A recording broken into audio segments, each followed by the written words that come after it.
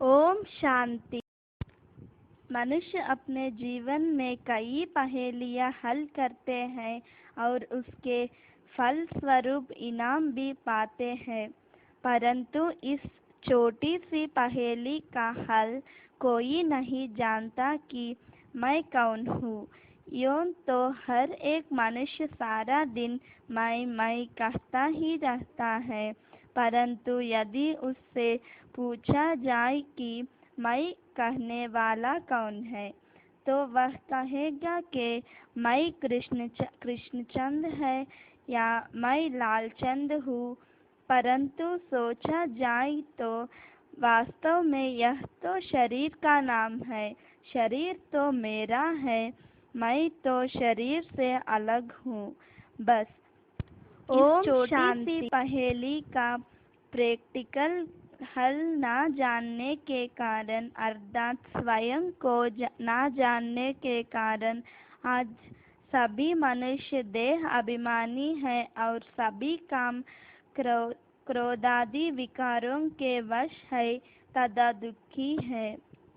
अब परमपिता परमात्मा कहते हैं कि आज मनुष्य में घमंड तो इतना है कि वह समझता है कि मैं सेठ हूँ, स्वामी हूँ, अफसर हूँ, परंतु उसमें अज्ञान इतना है कि वह स्वयं को भी नहीं जानता मैं कौन हूँ।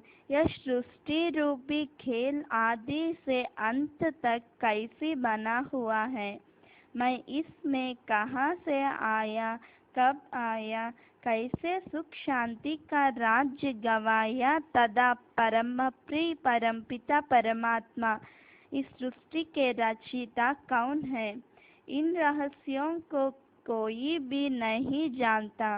अब जीवन की इस पहेली को फिर से जानकर मनुष्य देही अभिमानी बन सकता है और फिर उसके फलस्वरूप नर को श्री नारायण और नारी को श्री लक्ष्मी पद की प्राप्ति होती है और मनुष्य को मुक्ति तथा जीवन मुक्ति मिल जाती है।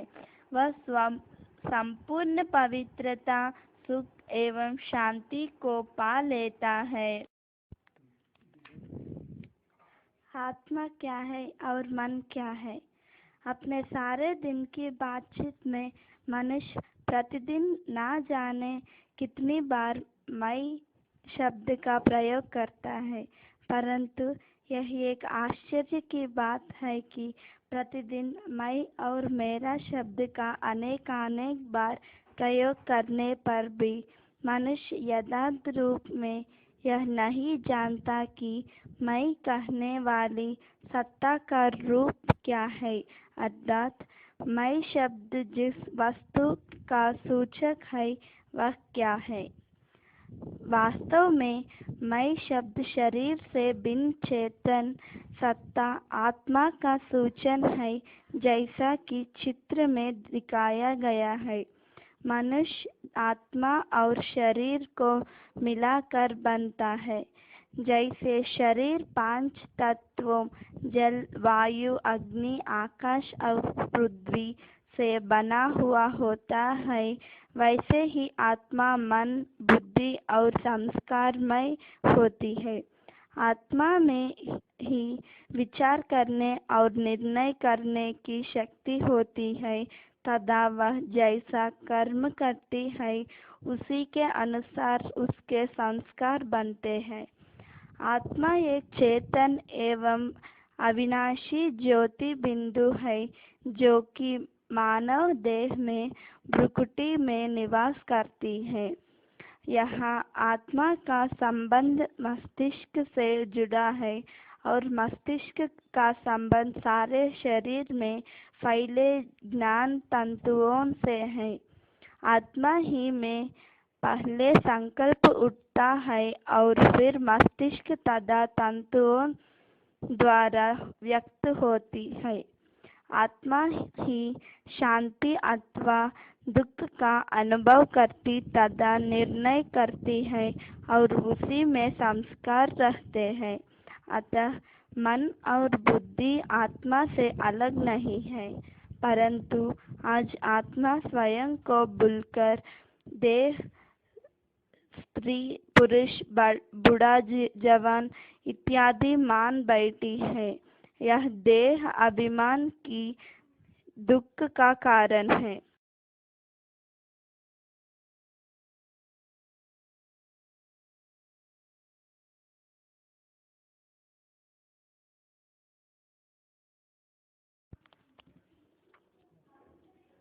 उपरोक्त रहस्य को मोटर के ड्राइवर के उदाहरण द्वारा भी स्पष्ट किया गया है।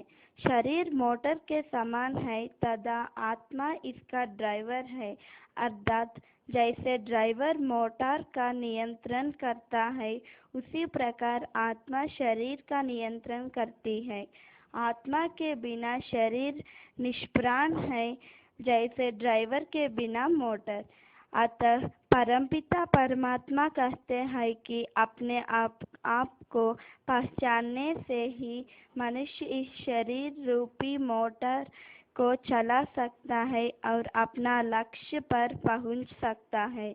अन, अन, अन्यथा जैसे कि ड्राइवर कार चलने में निपुण न होने के कारण दुर्घटना का शिकार बन जाता है और कार और उसके यात्रियों को भी चोट लगती है, इसी प्रकार जिस मनुष्य को अपनी पहचान नहीं है, वह स्वयं तो दुखी और अशांत होता ही है, साथ में अपने संपर्क में आने वाली मित्र संबंधियों को भी दुखी व अशांत बना देता है।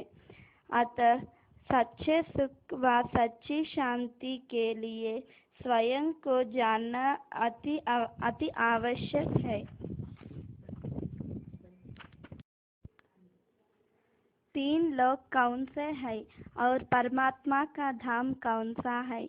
मनुष्य आत्माएं मुक्ति अथवा पूर्ण शांति की शुभ इच्छा तो करती है, परंतु उन्हें यह मालूम नहीं है कि मुक्तिधाम अथवा शांतिधाम है कहाँ। इसी प्रकार परम प्रिय परमात्मा से मनुष्य आत्माएं मिलना तो चाहती है और उसे याद भी करती है, परंतु उन्हें यह मालूम नहीं है कि वह पवित्र धाम कहाँ है, जहाँ से आकर परमपिता इसी सृष्टि पर अवतरित होते हैं। यह कितने आश्चर्य की बात है कि जहाँ से हम सभी मनुष्यात्माएं सृष्टि रूपी रंगमंच पर आई है, उस प्यारे देश को सभी भूल गई है और वापिस भी नहीं जा सकती। साकार मनुष्य लोक। सामने चित्र में दिखाया गया है कि एक है यह साकार मनुष्य लोक, जिसमें इस समय हम हैं।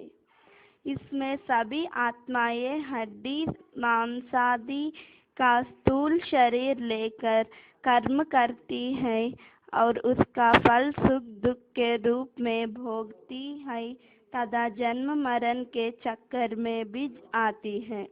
इस श्लोक में संकल्प, ध्वनि और कर्म तीनों है।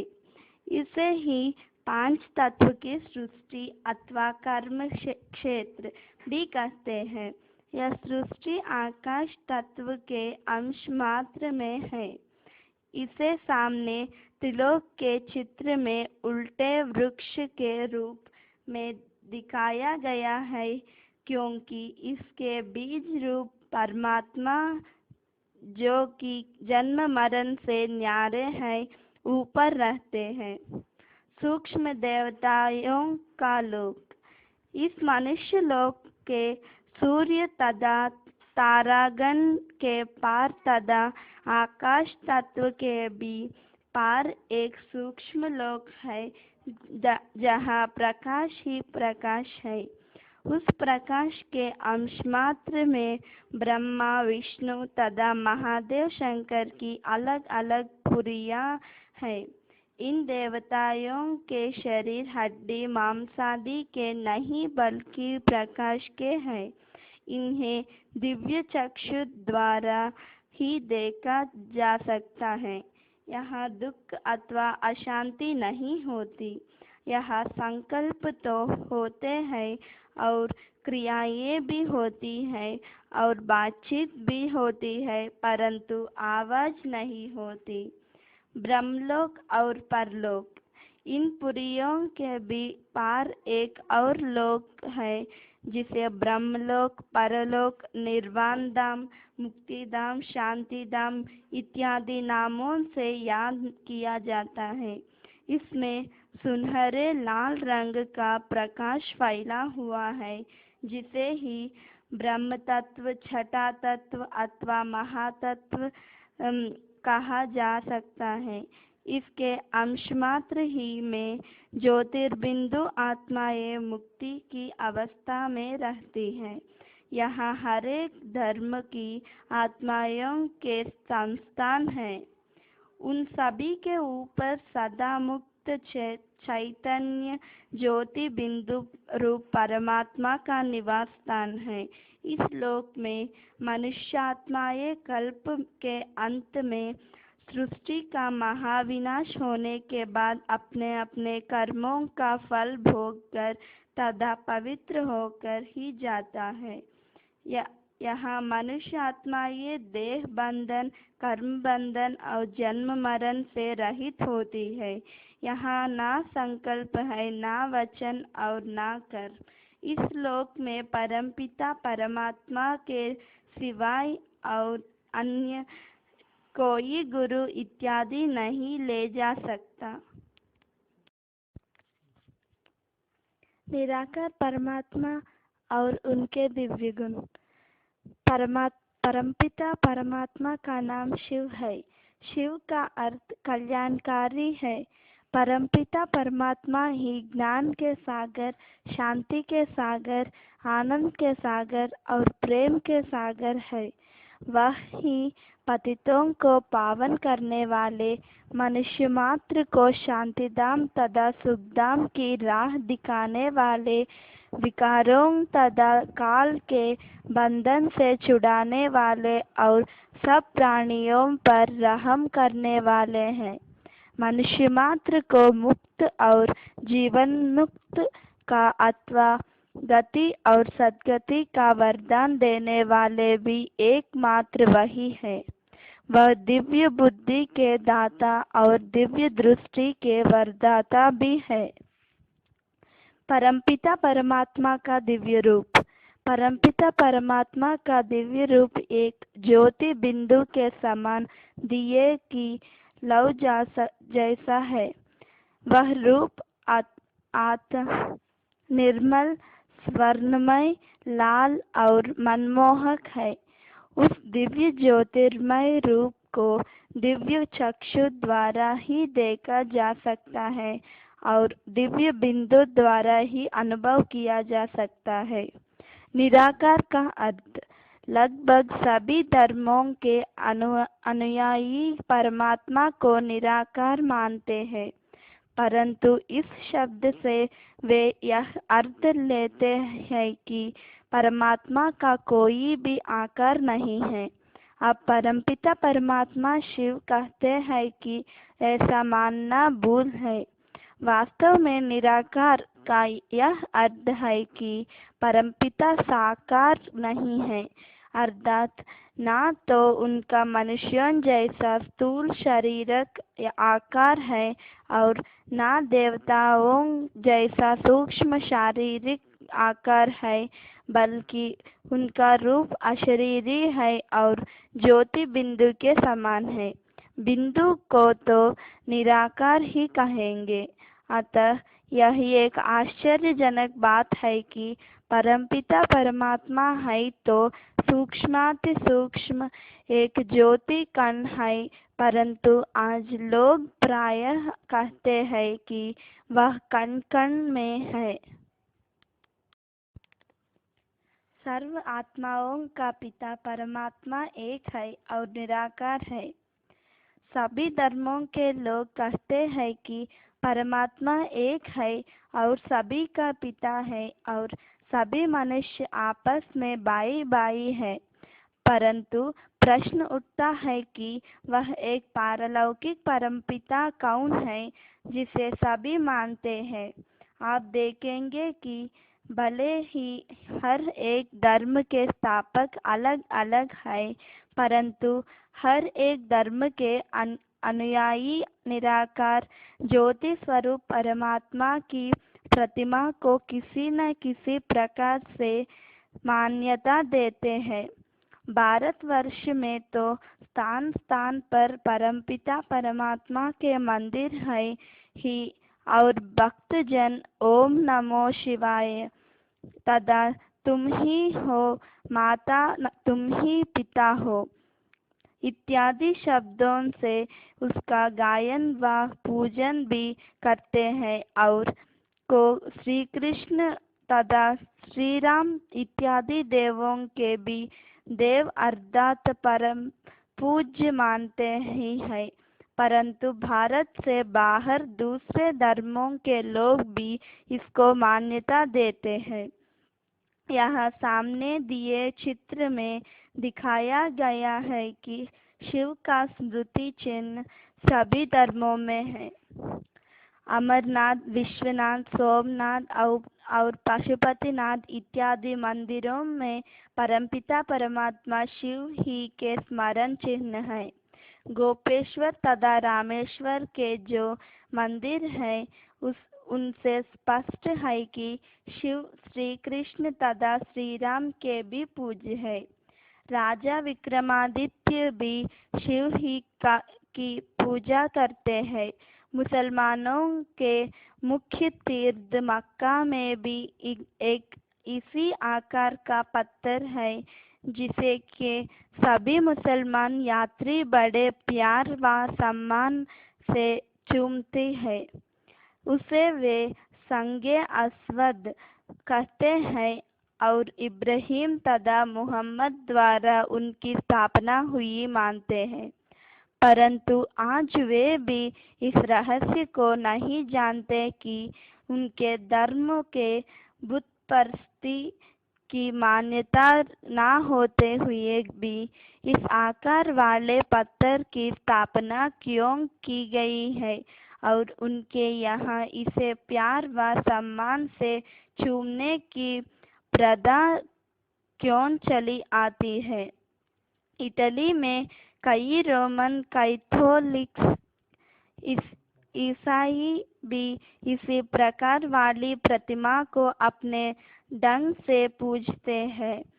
ईसाइयों के धर्म स्थापक ईसा ने तथा सिखों के धर्म स्थापक नानक जी ने भी परमात्मा को एक निराकार ज्योति ही माना है। यहूदी लोग तो परमात्मा को यहोवा नाम से पुकारते हैं, जो नाम शिव का ही रूपांतर मूलम है।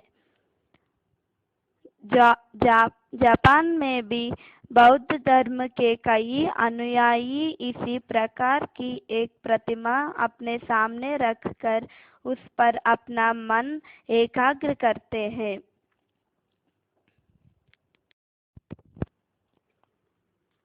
परमात्मा का दिव्य अवतरण।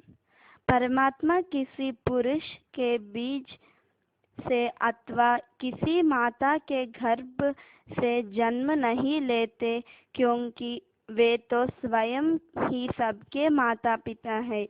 मनुष्य सृष्टि के चेतन बीज रूप है और जन्म मरण तथा कर्म बंधन से रहित है। अतः वे एक साधारण मनुष्य के वृद्धावस्था वाले तन में प्रवेश करते हैं।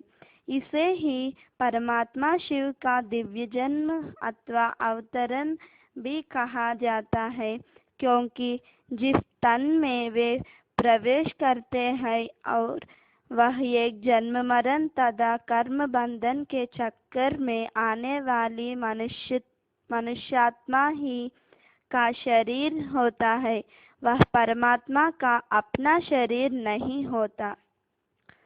अतः चित्र में दिखाया गया है कि जब सारी सृष्टि माया के पंजे में फंस जाती है, तब परमपिता परमात्मा, जो कि आवागमन के चक्कर से मुक्त है, मनुष्यात्माओं को पवित्रता, सुख और शांति का वरदान देकर माया के पंजे से छुड़ाते हैं।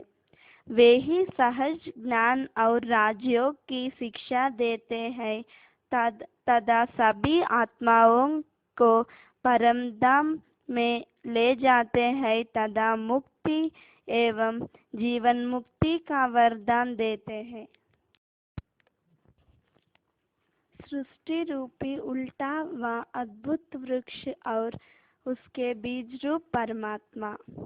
भगवान ने इस सृष्टि रूपी वृक्ष की तुलना एक उल्टे वृक्ष से की है, क्योंकि अन्य वृक्षों के बीज तो पृथ्वी के अंदर बोए जाते हैं और वृक्ष ऊपर को उगते हैं, परंतु मनुष्य सृष्टि रूपी वृक्ष के जो अविनाशी और चेतन बीज स्वरूप परमपिता परमात्मा है, वह स्वयं ऊपर परमधाम अथवा ब्रह्मलोक में निवास करते हैं। चित्र में सबसे नीचे कलियुग के अंत और सतयुग के आरंभ का संगम दिखलाया गया है। वहाँ श्वेत वस्त्रधारी प्रजापिता ब्रह्मा, जगदम्बा सरस्वती तथा कुछ ब्राह्मणियाँ और ब्राह्मण सहज राजयोग की स्थिति में बैठे हैं। इस चित्र द्वारा यह रहस्य प्रकट किया गया है कि कलियुग के अंत में अज्ञान रूपी रात्रि के समय सृष्टि के बीज रूप कल्याणकारी ज्ञान सागर परमपिता परमात्मा नई पवित्र सृष्टि रचने के संकल्प से प्रजापिता ब्रह्मा के तन में अवतरित हुए और उन्होंने प्रजापिता ब्रह्मा के कमल मुख द्वारा मूल गीता ज्ञान तथा सहज राजयोग की शिक्षा दी, जिसे धारण करने वाले नर नारी पवित्र ब्राह्मण कहलाए। ये ब्राह्मण और ब्राह्मणियाँ सरस्वती इत्यादि, जिन्हें ही शिव शक्तियाँ भी कहा जाता है, प्रजापिता ब्रह्मा ने मुख से उत्पन्न हुए इस छोटे से युग को संगम युग कहा जाता है। वह युग सृष्टि का धर्मायुग भी कहलाता है और इसे ही पुरुषोत्तम युग अथवा गीता युग भी कहा जा सकता। सतयुग में श्री लक्ष्मी और श्री नारायण का अटल अखंड निर्विघ्न और अति सुखकारी राज्य था। प्रसिद्ध है कि उस समय दूध और घी की नदियाँ बहती थी तथा शेर और गाय भी एक घाट पर पानी पीते थे। उस समय का भारत डबल सिरताज था। सभी सदा स्वस्थ, सदा धनवान और सदा सुखी थे। उस समय काम क्रोधादि विकारों की लड़ाई अथवा हिंसा का तथा अशांति एवं दुखों का नाम निशान भी नहीं था। उस समय के भारत को स्वर्ग, वैकुंठ, बहिष्ठ, सुखधाम अथवा हेवनली एबोर्ड कहा है। उस समय सभी जीवन मुक्त और पूज्य थे और उनकी औसत आयु लगभग 150 वर्ष थी। उस युग के लोगों को देवता वर्ण कहा जाता है। पूज्य विश्व महारानी श्री लक्ष्मी तथा पूज्य विश्व महाराजन श्री नारायण के सूर्यवंश में कुल 8 सूर्यवंशी महारानी तथा महाराजा हुए, जिन्होंने की 1250 वर्षों तक चक्रवर्ती राज्य किया। त्रेतायुग में श्री सीता और श्री रामचंद्र वंशी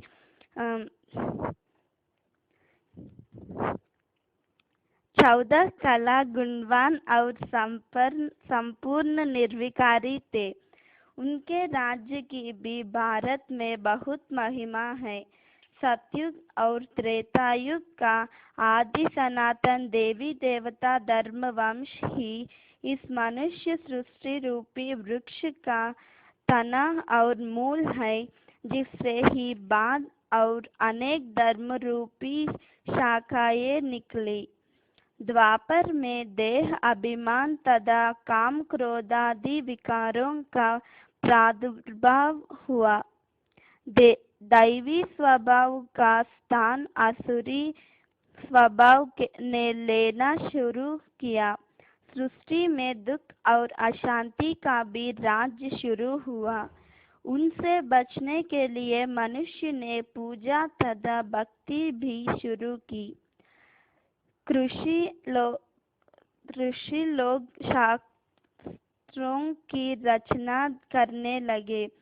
यज्ञ तप आदि की शुरुआत हुई। कलयुग में लोग परमात्मा की तथा देवताओं की पूजा के अतिरिक्त सूर्य की, पीपल के वृक्ष की, अग्नि की तथा अन्य जड़ तत्वों की भी पूजा करने लगे और बिल्कुल देह अभिमानी, विकारी और पतित बन गए। उनका आहार व्यवहार, दृष्टि वृत्ति, मन, वचन और कर्म तमोगुणी और विकाराधीन हो गया। कलयुग के अंत में सभी मनुष्य तमोप्रधान और असुरी लक्षणों वाले होते हैं। अतः सतयुग और त्रेतायुग की सतोगुणी देवी सृष्टि स्वर्ग और उसकी तुलना में द्वापर युग तथा कलयुग की सृष्टि ही नरक है। प्रभु मिलन का गुप्त युग, पुरुषोत्तम संगम युग। वास्तव में पुरुषोत्तम शब्द परमपिता परमात्मा ही का वाचक है। जैसे आत्मा को पुरुष भी कहा जाता है, वैसे ही परमात्मा के लिए परम पुरुष अथवा पुरुषोत्तम शब्द का प्रयोग होता है, क्योंकि वह सभी पुरुषों से ज्ञान, शांति, पवित्रता और शक्ति में उत्तम है। पुरुषोत्तम मास कलयुग के अंत और सतयुग के आरंभ के संगम युग की याद दिलाता है, क्योंकि इस युग में पुरुषोत्तम परमात्मा का अवतरण होता है। सतयुग के आरंभ से लेकर कलयुग के अंत तक तो मनुष्यात्माओं का जन्म पुनर्जन्म होता ही रहता है, परंतु कलयुग के अंत में सतयुग और सद्धर्म की तथा उत्तम मर्यादा की पुनर्स्थापना करने के लिए पुरुषोत्तम को आना पड़ता है। इस संगम युग में परमपिता परमात्मा मनुष्यात्माओं को ज्ञान और सहज राजयोग सिखाकर वापस परमधाम अथवा ब्रह्मलोक में ले जाते हैं और अन्य मनुष्यात्माओं को सृष्टि के महाविनाश के द्वारा अशरीरी करके मुक्तिधाम ले जाते हैं। इस प्रकार सभी मनुष्यात्माएं शिवपुरी अथवा विष्णुपुरी की अव्यक्त एवं आध्यात्मिक यात्रा करती हैं और ज्ञान चर्चा अथवा ज्ञान गंगा में स्नान करके पावन बनती हैं। परंतु आज लोग इन रहस्यों को न जानने के कारण गंगा नदी में स्नान करते हैं और शिव तथा विष्णु की स्थूल यादगारों की यात्रा करते हैं। वास्तव में पुरुषोत्तम मास में जिस दान का महत्व है, वह दान 5 विकारों का दान है। परमपिता परमात्मा जब पुरुषोत्तम युग में अवतरित होते हैं तो मनुष्य आत्माओं को बुराइयों अथवा विकारों का दान देने की शिक्षा देते हैं। इस प्रकार वे काम क्रोधादि विकारों को त्याग कर उत्तम मर्यादा वाले बन जाते हैं और उसके बाद सतयुग देवयुग का आरंभ हो जाता है। आज यदि इन रहस्यों को जानकर मनुष्य विकारों का दान दे, ज्ञान गंगा में नित्य स्नान करे और योग द्वारा देह से न्यारा होकर सच्ची आध्यात्मिक यात्रा करे तो विश्व में पुनः सुख शांति संपन्न राम राज्य की स्थापना हो जाएगी और नर तथा नारी नरक से निकल स्वर्ग में पहुंच जाएंगी। चित्र में भी इसी रहस्य को प्रदर्शित किया गया है। मनुष्य के 84 जन्मों की अद्भुत कहानी। मनुष्यात्मा सारे कल्प में अधिक से अधिक कुल 84 जन्म लेती है। वह 84 लाख योनियों में पुनर्जन्म नहीं लेती। मनुष्यात्माओं के 84 जन्मों के चक्र को ही यहाँ 84 सीढ़ियों के रूप में चित्रित किया गया है। चूंकि प्रजापिता ब्रह्मा और जगदम्बा सरस्वती मनुष्य समाज के आदि पिता और आदि माता है, इसलिए उनके 84 जन्मों का संक्षिप्त उल्लेख करने से अन्य मनुष्यात्माएं का भी उनके अंतर्गत आ जाएगा। हम यह तो बता आए हैं कि ब्रह्मा और सरस्वती संगम युग में परमपिता शिव के ज्ञान और योग द्वारा सतयुग के आरंभ में श्री नारायण और श्री लक्ष्मी पद पाते हैं। सतयुग और त्रेतायुग में 21 जन्म पूज्य देव पद। अब चित्र में दिखलाया गया है कि सतयुग के 1250 वर्षों में श्री लक्ष्मी श्री नारायण 100% सुख शांति संपन्न 8 जन्म लेते हैं। इसलिए भारत में 8 की संख्या शुभ मानी गई है और कई लोग केवल 8 मनकों की माला सिमरते हैं तथा अष्ट देवताओं का पूजन भी करते हैं। पूज्य स्थिति वाले इन 8 नारायणी जन्मों को यहाँ 8 सीढ़ियों के रूप में चित्रित किया गया है। फिर त्रेतायुग के 1250 वर्षों में वे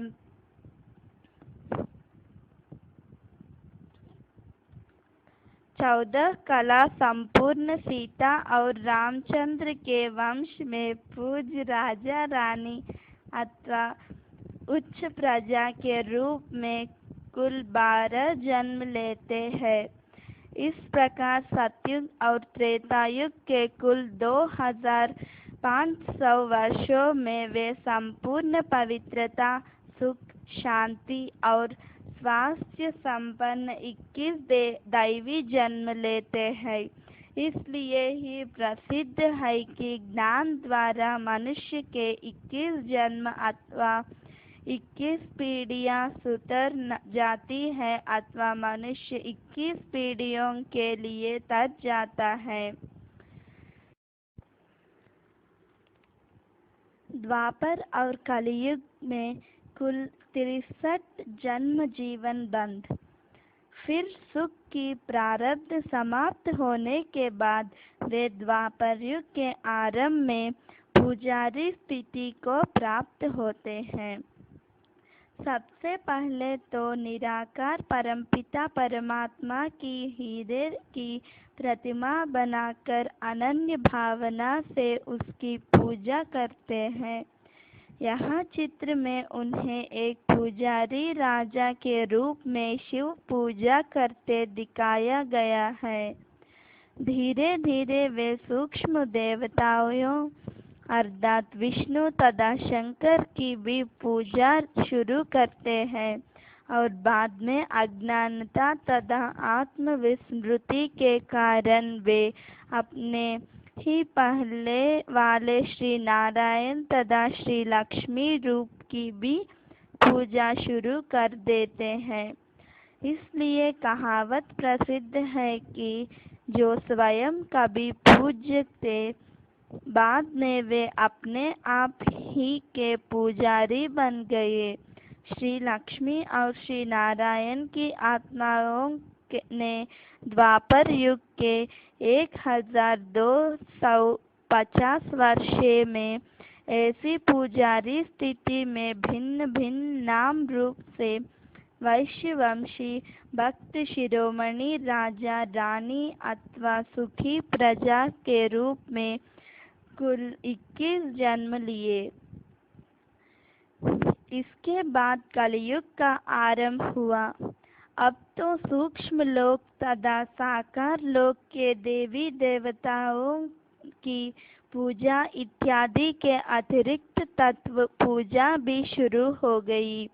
इस प्रकार भक्ति भी व्यभिचारी हो गई। यह अवस्था सृष्टि की तमोप्रधान अथवा शुद्र अवस्था थी। इस काल में काम, क्रोध, मोह, लोभ और अहंकार उग्र रूप धारण करते गए। कलयुग के अंत में उन्होंने तथा उनके वंश के दूसरे लोगों ने कुल 42 जन्म लिए। उपर्युक्त से स्पष्ट है कि कल 5000 वर्षे में उनकी आत्मा पूज्य और पुजारी अवस्था में कुल 84 जन्म लेती है। अब वह पुरानी पतित दुनिया में 83 जन्म ले चुकी है। अब उनके अंतिम अर्थात 84वें जन्म की वानप्रस्थ अवस्था में परमपिता परमात्मा ने उनका नाम प्रजापिता ब्रह्मा तथा उनकी मुखवंशी कन्या का नाम जगदम्बा सरस्वती रखा है। इस प्रकार देवता वंश की अन्य आत्माएं भी 5000 वर्ष में अधिकाधिक 84 जन्म लेती हैं। इसलिए भारत में जन्म मरण के चक्र को 84 का चक्कर भी कहते हैं और कई देवियों के मंदिरों में 84 घंटे भी लगे होते हैं तथा उन्हें 84 घंटे वाली देवी नाम से लोग याद करते हैं। सृष्टि नाटक का रचयिता और निर्देशक कौन है? यह मनुष्य सृष्टि प्रकृति पुरुष का एक अनादि खेल है। इसकी कहानी को जानकर मनुष्यात्मा बहुत ही आनंद प्राप्त कर सकती है। सृष्टि रूपी नाटक के 4 पट सामने दिए गए चित्र में दिखाया गया है कि स्वस्तिक सृष्टि चक्र को 4 बराबर भागों में बांटता है: सतयुग, त्रेता, द्वापर और कलयुग। सृष्टि नाटक में हर एक आत्मा एक निश्चित समय पर परंधाम से इस सृष्टि रूपी नाटक के मंच पर आती है। सबसे पहले सतयुग और त्रेतायुग के सुंदर दृश्य सामने आते हैं और इन 2 युगों की सुखपूर्ण सृष्टि में पृथ्वी मंच पर एक आदि सनातन देवी देवता धर्म वंश की ही मनुष्यात्माओं का पाठ होता है और अन्य सभी धर्म वंशों की आत्माएं परंधाम में होती हैं। अतः इन 2 युगों में केवल इन्हीं 2 वंशों की ही मनुष्यात्माएं अपनी अपनी पवित्रता की स्टेज के अनुसार नंबर वार आती हैं। इसलिए इन 2 युगों में सभी अद्वैत और निर्वैर स्वभाव वाले होते हैं। द्वापर युग में इसी धर्म की रजोगुणी अवस्था हो जाने से इब्राहिम द्वारा इस्लाम धर्म वंश की, बुद्ध द्वारा बौद्ध धर्म वंश की और ईसा द्वारा ईसाई धर्म की स्थापना होता है। अतः इन चार मुख्य धर्म वंशों के पिता ही संसार के मुख्य एक्टर्स हैं और इन चार धर्मों के शास्त्र ही मुख्य शास्त्र हैं। इनके अतिरिक्त संन्यास धर्म के स्थापक शंकराचार्य, मुसलमान धर्म वंश के स्थापक मोहम्मद तथा सिख धर्म के संस्थापक नानक भी इस विश्व नाटक के मुख्य एक्टरों में से है। परंतु फिर भी मुख्य रूप में पहले बताए गए चार धर्मों पर ही यह सारा विश्व नाटक आधारित है। इन अनेक मतांतरों के कारण द्वापर युग तथा कलियुग की सृष्टि में द्वैत, लड़ाई झगड़ा तथा दुख होता है। कलियुग के अंत में जब धर्म की अति ग्लानि हो जाती है, अर्थात विश्व का सबसे पहला आदि सनातन देवी देवता धर्म बहुत क्षीण हो जाता है और मनुष्य अत्यंत पतित हो जाते हैं, तब इस सृष्टि नाटक के रचयिता तथा निर्देशक परमपिता परमात्मा प्रजापिता ब्रह्मा के तन में स्वयं अवतरित होते हैं। वे प्रजापिता ब्रह्मा द्वारा मुखवंशी कन्या ब्रह्मा कुमारी सरस्वती तथा अन्य ब्राह्मणों व ब्राह्मणियों को रचते हैं और उन द्वारा पुनः सभी की अलौकिक माता पिता के रूप में मिलते हैं तथा ज्ञान द्वारा उनकी मार्ग प्रदर्शना करते हैं और उन्हें मुक्त तथा जीवन मुक्ति का ईश्वरीय जन्म सिद्ध अधिकार देते हैं। अतः प्रजापिता ब्रह्मा तथा जगदम्बा सरस्वती, जिन्हें ही एडम तथा ईव अथवा आदम और हव्वा भी कहा जाता है, इस सृष्टि नाटक के नायक और नायिका है, क्योंकि इन्हीं द्वारा स्वयं परमपिता परमात्मा पृथ्वी पर स्वर्ग स्थापन करते हैं। कलियुग के अंत और सतयुग के आरंभ का यह छोटा सा संगम अर्थात संगम युग, जब परमपिता परमात्मा अवतरित होते हैं, बहुत ही महत्वपूर्ण है। विश्व के इतिहास और भूगोल की पुनरावृत्ति।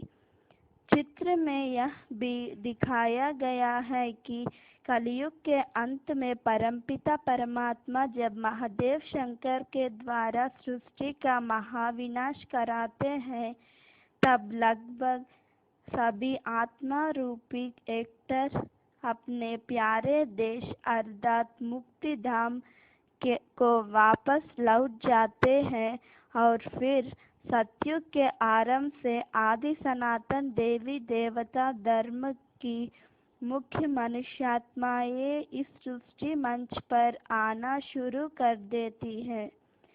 फिर 2500 वर्ष के बाद द्वापर युग के प्रारंभ से इब्राहिम के इस्लाम घराने की आत्माएं, फिर बौद्ध धर्मवंश की आत्माएं, फिर ईसाई धर्मवंश की आत्माएं अपने अपने समय पर सृष्टि मंच पर फिर आकर अपना अपना अनादि निश्चित पार्ट बजाते हैं और अपनी स्वर्णिम रजत ताम्र और लोह चारों अवस्थाओं को पार करती है। इस प्रकार यह अनादि निश्चित सृष्टि नाटक अनादि काल से हर 5000 वर्ष के बाद हुबहू पुनरावृत्त होता रहती है। मनुष्य जीवन का लक्ष्य क्या है? मनुष्य का वर्तमान जीवन बड़ा अनमोल है, क्योंकि अब संगम युग में ही वह सर्वोत्तम पुरुषार्थ करके जन्म जन्मांतर के लिए सर्वोत्तम प्रारब्ध बना सकता है और अतुल हीरों तुल्य कमाई कर सकता है। वह इसी जन्म में सृष्टि का मालिक अथवा जगत जीत बनने का पुरुषार्थ कर सकता है। परंतु आज मनुष्य को जीवन का लक्ष्य मालूम न होने के कारण वह सर्वोत्तम पुरुषार्थ करने की बजाय इसे विषय विकारों में गंवा रहा है अथवा अल्पकाल की प्राप्ति में ही लगा रहा है।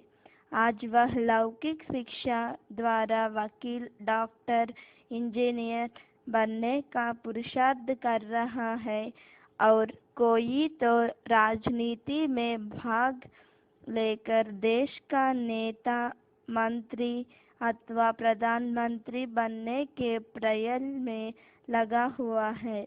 अन्य कोई इन सभी का संन्यास करके सन्यासी बनाकर रहना चाहता है। परंतु सभी जानते हैं कि मृत्युलोक में तो राजा, रानी, नेता, वकील, इंजीनियर, डॉक्टर, सन्यासी इत्यादि कोई भी पूर्ण सुखी नहीं है।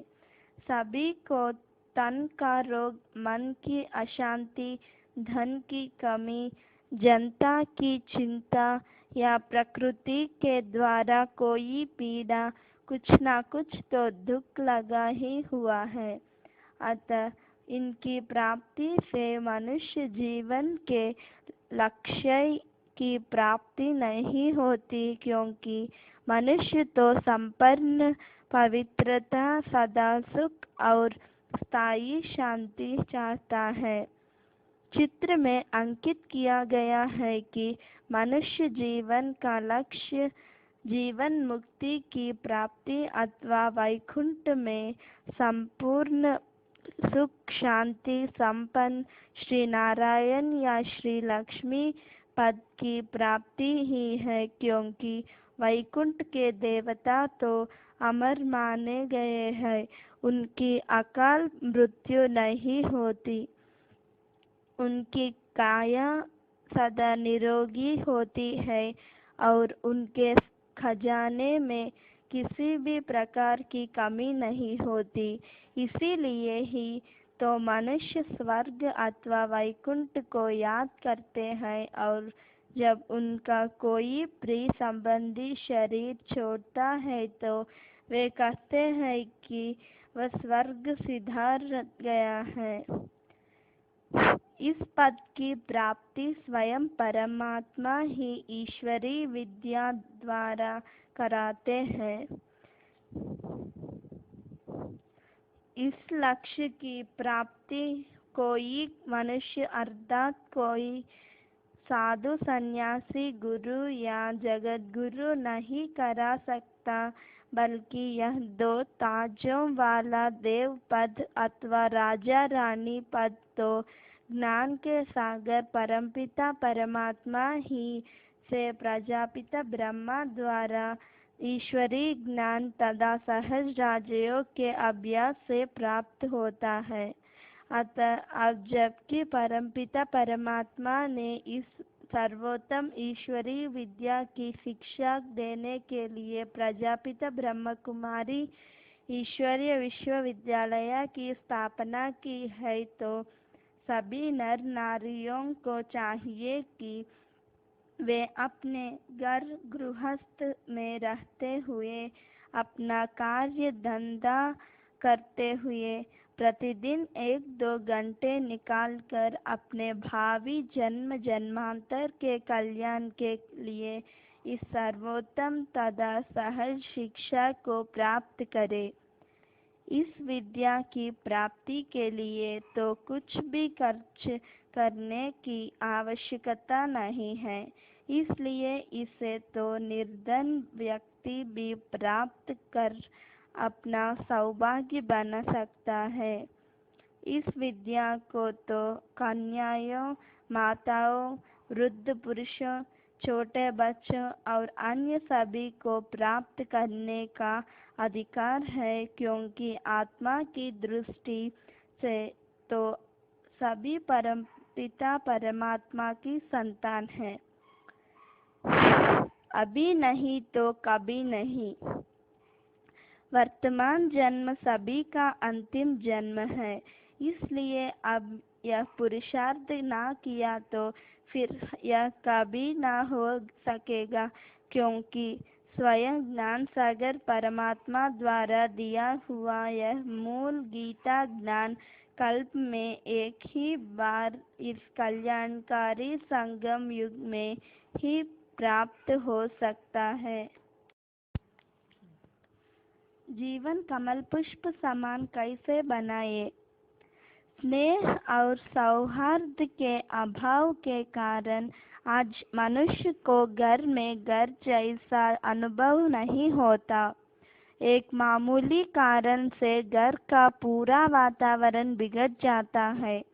अब मनुष्य की वफादारी और विश्वासपात्रता भी टिकाऊ और दृढ़ नहीं रहे। नैतिक मूल्य अपने स्तर से काफी गिर गए हैं। कार्यालय हो या व्यवसाय, घर हो या रसोई, अब हर जगह परस्पर संबंधों को सुधारने, स्वयं को उसमें ढालने और मिलजुल कर चलने की जरूरत है। अपनी स्थिति को निर्देश एवं संतुलित बनाए रखने के लिए हर मानव को आज बहुत मनोबल इकट्ठा करने की आवश्यकता है। इसके लिए योग बहुत सहायक हो सकता है। जो ब्रह्म कुमार हैं, वे दूसरों को भी शांति का मार्ग दर्शाना एक सेवा अथवा अपना कर्तव्य समझते हैं। ब्रह्मा कुमार जन जन को यह ज्ञान दे रहा है कि शांति पवित्र जीवन का एक फल है और पवित्रता एवं शांति के लिए परमपिता परमात्मा का परिचय तथा उनके साथ मन का नाता जोड़ना जरूरी है। अतः वह उन्हें राजयोग केंद्र अथवा ईश्वरीय मनन चिंतन केंद्र पर पधारने के लिए आमंत्रित करता है, जहां उन्हें यह आवश्यक ज्ञान दिया जाता है कि राजयोग का अभ्यास कैसे करें और जीवन को कमल पुष्प के समान कैसे बनाए। इस ज्ञान एवं योग को समझने का फल यह होता है कि कोई कार्यालय में काम कर रहा है या रसोई में कार्यरत हो, तो भी मनुष्य शांति के सागर परमात्मा के साथ स्वयं का संबंध प्राप्त कर सकता है। इस सब का श्रेष्ठ परिणाम यह होता है कि सारा परिवार प्यार और शांति के सूत्र में पिरो जाता है। वे सभी वातावरण में आनंद एवं शांति का अनुभव करते हैं और अब वह परिवार एक सुव्यवस्थित एवं संगठित परिवार बन जाता है। दिव्य ज्ञान के द्वारा मनुष्य विकार तो छोड़ देता है और गुण धारण कर लेता है। इसके लिए जिस मनोबल की जरूरत है वह मनुष्य को योग से मिलता है। इस प्रकार मनुष्य अपने जीवन को कमल पुष्प के समान बनाने के योग्य हो जाता है। कमल की यह विशेषता है कि वह जल में रहते हुए भी जल से न्यारा होकर रहता है। हालांकि कमल के अन्य संबंधी जैसे कि कमल ककड़ी, कमल होड़ा इत्यादि है, परंतु फिर भी कमल उन सभी से ऊपर उठकर रहता है। इसी प्रकार हमें भी अपने संबंधियों एवं मित्रजनों के बीच रहते हुए भी उनसे न्यारा अर्थात मोहजित होकर रहना चाहिए। कुछ लोग कहते हैं कि गृहस्थ में ऐसा होना असंभव है, परंतु हम देखते हैं कि अस्पताल में नर्स अनेक बच्चों के संभालते हुए भी उनमें मोह रहित होती है। ऐसे ही हमें भी चाहिए कि हम सभी को परमपिता परमात्मा के वत्स मानकर न्यासी होकर उनसे व्यवहार करें। एक न्यायाधीश भी खुशी या गमी के निर्णय सुनाता है, परंतु वह स्वयं उनके प्रभावादानी नहीं होता। ऐसे ही हम भी सुख दुख की परिस्थितियों में साक्षी होकर रहें। इसी के लिए हमें सहज राजयोग सीखने की आवश्यकता है।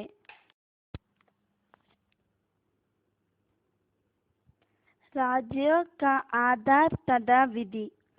संपूर्ण स्थिति को प्राप्त करने के लिए और शीघ्र ही आध्यात्मिकता में उन्नति प्राप्त करने के लिए मनुष्य को राजयोग के निरंतर अभ्यास की आवश्यकता है, अर्थात चलते फिरते और कार्य व्यवहार करते हुए भी परमात्मा की स्मृति में स्थित होने की जरूरत है। यद्यपि निरंतर योग के बहुत लाभ है और निरंतर योग द्वारा ही मनुष्य सर्वोत्तम अवस्था को प्राप्त कर सकता है, तथापि विशेष रूप से योग में बैठना आवश्यक है। इसीलिए चित्र में दिखाया गया है कि परमात्मा को याद करते समय हमें अपनी बुद्धि सब तरफ से हटाकर एक ज्योतिर्बिंदु परमात्मा शिव से जुटानी चाहिए।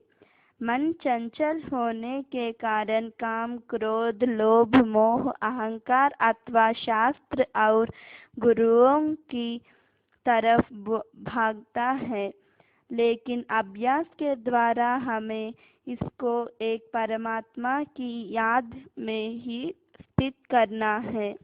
अतः देह सहित देह के सर्व संबंधों को भूलकर आत्म स्वरूप में स्थित होकर बुद्धि में ज्योतिर्बिंदु परमात्मा की स्नेह युक्त स्मृति में रहना ही वास्तविक योग है, जैसा कि चित्र में दिखाया गया है। कई मनुष्य योग को बहुत कठिन समझते हैं। वे कई प्रकार की हठ क्रियाएं, तप अथवा प्राणायाम करते रहते हैं, लेकिन वास्तव में योग अति सहज है। जैसे कि एक बच्चे को अपने देहधारी पिता की सहज और स्वतः की याद रहती है, वैसे ही आत्मा को अपने पिता परमात्मा की याद स्वतः और सहज होना चाहिए।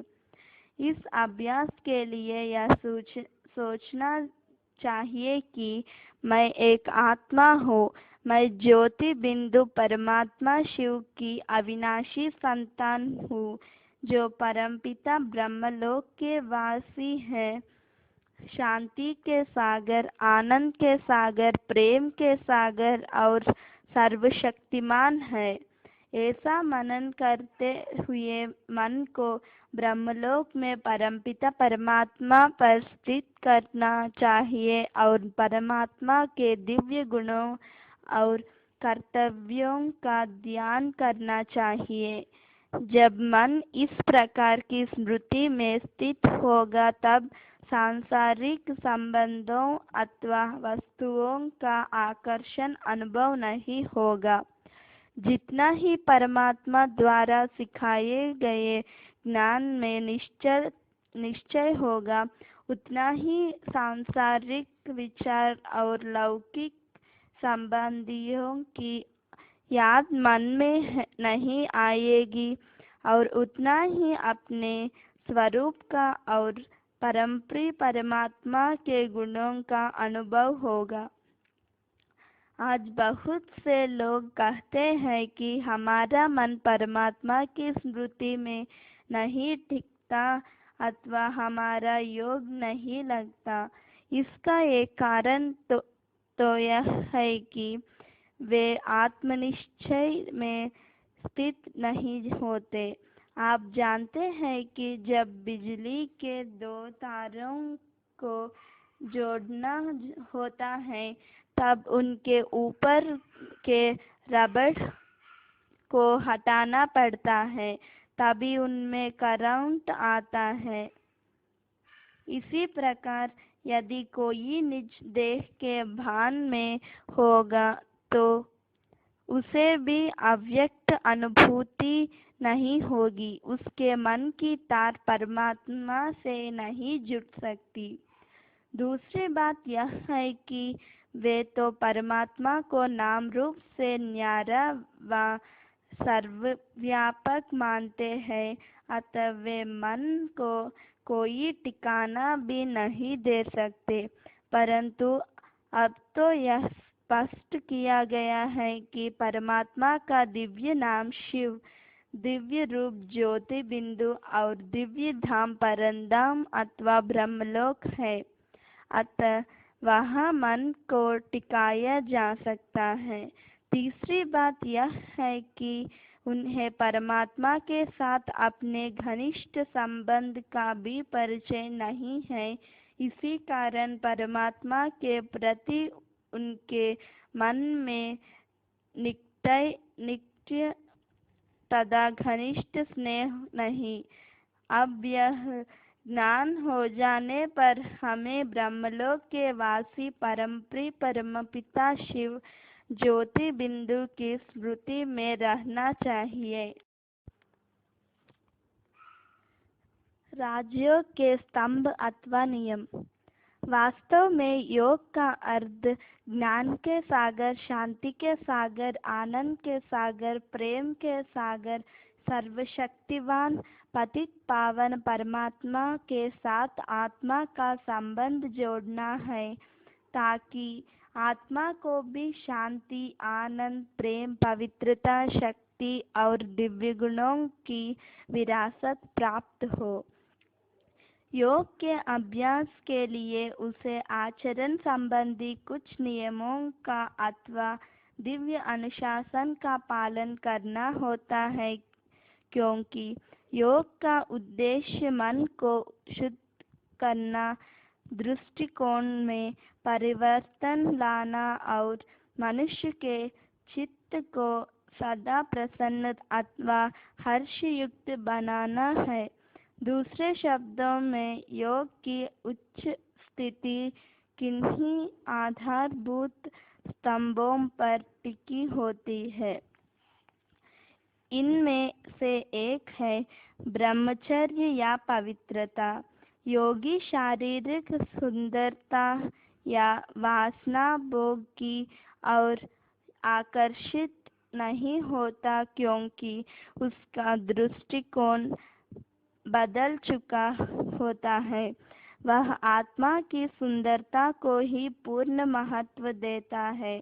उसका जीवन ब्रह्मचर्य शब्द के वास्तविक अर्थ में ढला होता है, अर्थात उसका मन ब्रह्म में स्थित होता है और वह देह की अपेक्षा विदेही अवस्था में रहता है। अतः वह सबको भाई भाई के रूप में देखता है और आत्मिक प्रेम व संबंध का ही आनंद लेता है। यहाँ आत्मिक स्मृति और ब्रह्मचर्य इसे बहुत ही महान शारीरिक शक्ति, कार्य क्षमता, नैतिक बल और आत्मिक शक्ति देते हैं। यह उसके मनोबल को बढ़ाते हैं और उसे निर्णय शक्ति, मानसिक संतुलन और कुशलता देते हैं। दूसरा महत्वपूर्ण स्तंभ है सात्विक आहार।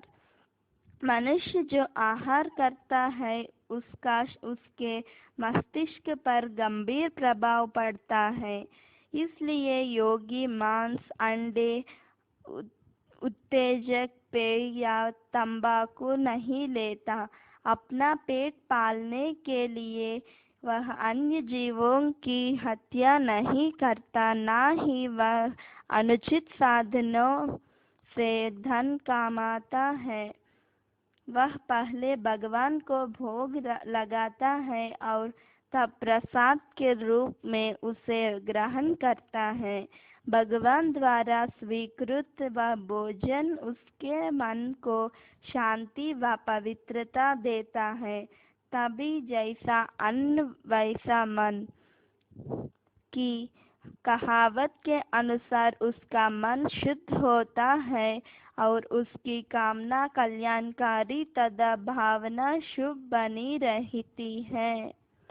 अन्य महत्वपूर्ण स्तंभ है सत्संग। जैसा संग वैसा रंग। इस कहावत के अनुसार योगी सदा इस बात का ध्यान रखता है कि उसका सदा सच्चित आनंद स्वरूप परमात्मा के साथ ही संग बना रहे। वह कभी भी कुसंग में अथवा अश्लील साहित्य अथवा कुविचारों में अपना समय व्यर्थ नहीं गंवाता। वह एक ही प्रभु की याद व लगन में मग्न रहता है तथा अज्ञानी, मिथ्या अभिमानी अथवा विकारी देहधारी मनुष्यों को याद नहीं करता और न ही उनसे संबंध जोड़ता है। 14 स्तंभ है दिव्य गुण।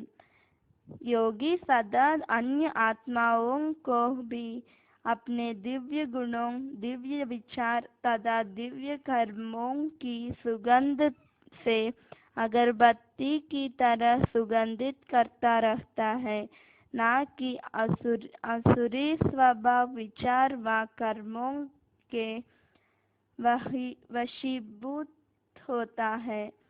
विनम्रता, संतोष, हर्षित मुक्ता, गंभीरता, अंतर्मुखता, सहनशीलता और अन्य दिव्य गुण योग का मुख्य आधार है। योगी स्वयं तो इन गुणों को धारण करता ही है, साथ ही अन्य दुखी, भूली भटकी और अशांत आत्माओं को भी अपने गुणों का दान करता है और उनके जीवन में सच्ची सुख शांति प्रदान करती है। इन नियमों को पालन करने से ही मनुष्य सच्चा योगी जीवन बना सकता है तथा रोग, शोक, दुख व अशांति रूपी भूतों के बंधन से छुटकारा पा सकता है। राजयोग से प्राप्ति। अष्टशक्तियाँ। राजयोग के अभ्यास से अर्थात मन का नाता परमपिता परमात्मा के साथ जोड़ने से अविनाशी सुख शांति की प्राप्ति तो होती ही है, साथ ही कई प्रकार की आध्यात्मिक शक्तियाँ भी आ जाती हैं। इनमें से 8 मुख्य और बहुत ही महत्वपूर्ण है। इनमें से एक है सिकोड़ने और फैलाने की शक्ति।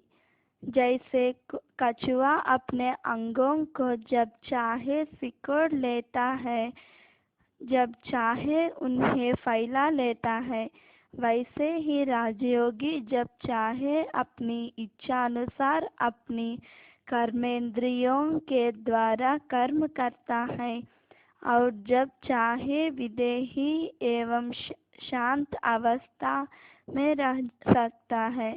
इस प्रकार की विदेही अवस्था रहने से उस पर माया का वार नहीं होगा। दूसरी शक्ति है समेटने की शक्ति। इस संसार को मुसाफिर रखना तो सभी कहते हैं, लेकिन व्यावहारिक जीवन में वे इतना तो विस्तार कर लेते हैं कि अपने कार्य और बुद्धि को समेटना चाहते हुए भी समेट नहीं पाते, जबकि योगी अपनी बुद्धि को इस विशाल दुनिया में ना फैलाकर एक परमपिता परमात्मा की सदा आत्मिक संबंध की याद में ही अपनी बुद्धि लगाए रखता है। वह कलयुगी संसार से अपनी बुद्धि और संकल्पों का बिस्तरा व पेटी समेट कर सदा अपने घर परंदाम में चलने को तैयार कर रहता है। तीसरी शक्ति है सहन शक्ति। जैसे वृक्ष पर पत्थर मारने पर भी मीठे फल देता है और अपकार करने वाले पर भी उपकार करता है, वैसे ही एक योगी भी सदा अपकार करने वालों के प्रति सदा शुभ भावना और कामना ही रखता है। योग से जो चौथी शक्ति प्राप्त होती है वह है समाने की शक्ति। योग का अभ्यास मनुष्य की बुद्धि विशाल बना देता है और मनुष्य गंभीरता और मर्यादा की गुण धारणा करते हैं। थोड़ी सी खुशियाँ मान पद पाकर वह अभिमानी नहीं बन जाता और ना ही किसी प्रकार की कमी आने पर या हानि होने के अवसर पर दुखी होता है। वह तो समुद्र की तरह सदा अपनी दैवी कुल की मर्यादा में बंधा रहता है और गंभीर अवस्था में रहकर दूसरी आत्माओं के अवगुणों को ना देखते हुए केवल उनसे गुण ही धारण करता है। योग से अन्य शक्ति जो मिलती है वह है परखने की शक्ति। जैसे एक पारखी जौहरी आभूषणों को कसौटी पर परख कर उसकी असल और नकल को जान जाता है, ऐसे ही योगी भी किसी भी मनुष्यात्मा के संपर्क में आने से उसको परख लेता है और उससे सच्चाई या झूठ कभी छिपा नहीं रख सकता। वह तो सदा सच्चे ज्ञान रत्नों को ही अपनाता है, तथा अज्ञानता के झूठे कंकड़ पत्थरों में अपनी बुद्धि नहीं फंसाता। एक योगी को महान निर्णय शक्ति भी स्वतः ही प्राप्त हो जाती है। वह उचित और अनुचित बात का शीघ्र ही निर्णय कर लेता है। वह व्यर्थ संकल्प और परचिंतन से मुक्त होकर सदा प्रभु चिंतन में रहता है। योग के अभ्यास से मनुष्य को सामना करने की शक्ति भी प्राप्त होती है।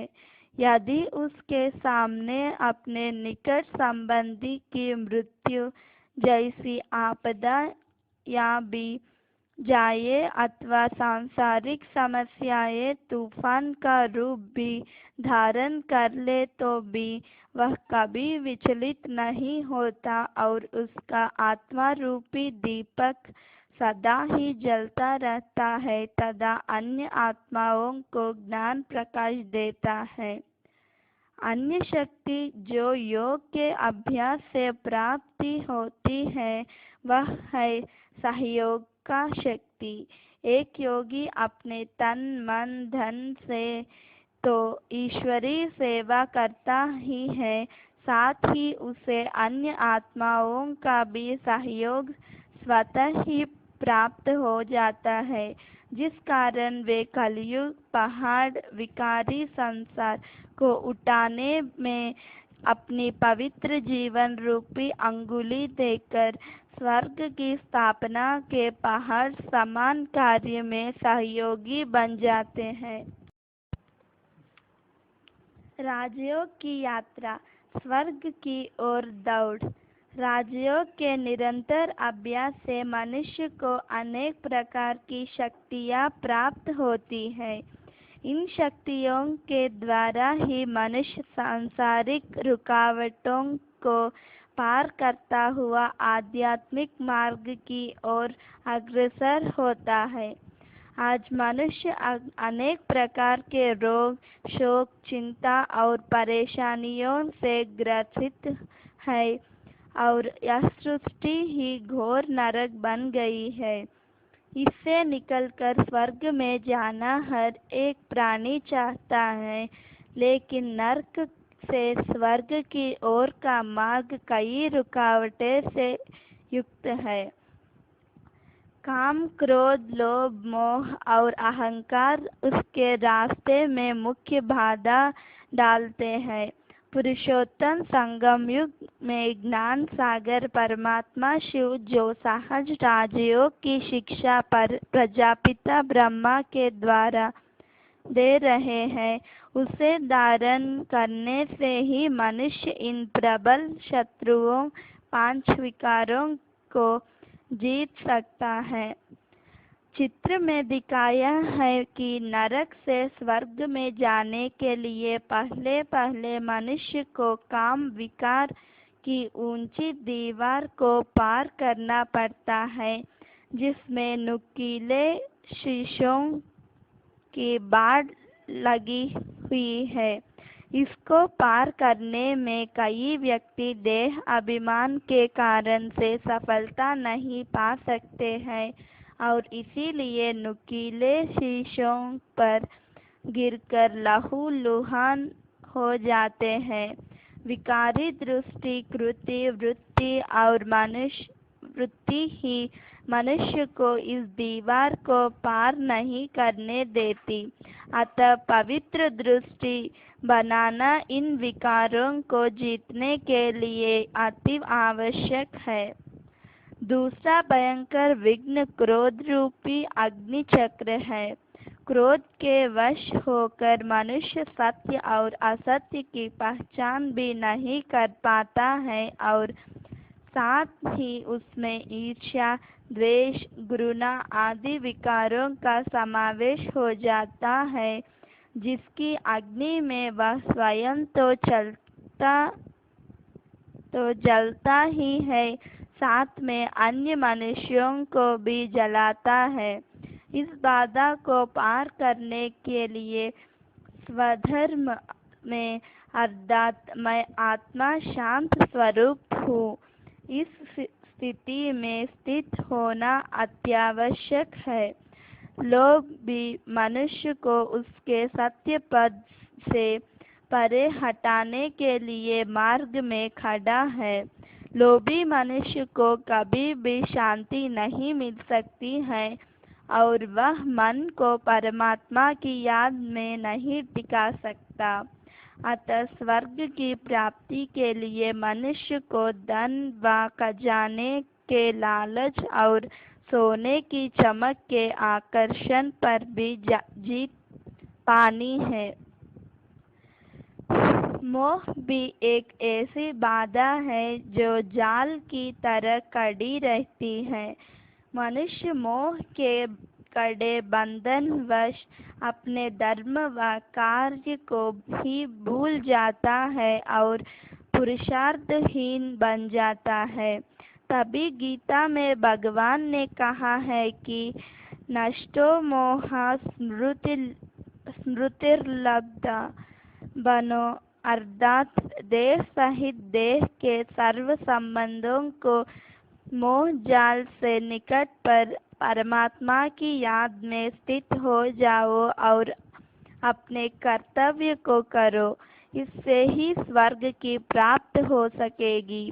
इसके लिए आवश्यक है कि मनुष्यात्मा मोह के बंधनों से मुक्त पाए, तभी माया के बंधनों से छुटकारा मिलेगा और स्वर्ग की प्राप्ति होगी। अहंकार भी मनुष्य की उन्नति के मार्ग में पहाड़ की तरह रुकावट डालता है। अहंकारी मनुष्य कभी भी परमात्मा के निकट नहीं पहुंच सकता है। अहंकार के वश मनुष्य पहाड़ की ऊंची चोटी से गिरने के समान चकनाचूर हो जाता है। अतः स्वर्ग में जाने के लिए अहंकार को भी जीतना अति आवश्यक है। अतः याद रहे कि इन विकारों पर विजय प्राप्त करके मनुष्य से देवता बनाने वाले ही नर नारी स्वर्ग में जा सकते हैं, वरना हर एक व्यक्ति के मरने के बाद जो यह का दिया जाता है कि वह स्वर्गवासी हुआ, यह सरासर गलत है। यदि हर कोई मरने के बाद स्वर्ग जा रहा होता तो जनसंख्या कम हो जाती और स्वर्ग में भीड़ लग जाती और मृतक के संबंधी मातम ना करते। ओम शांति।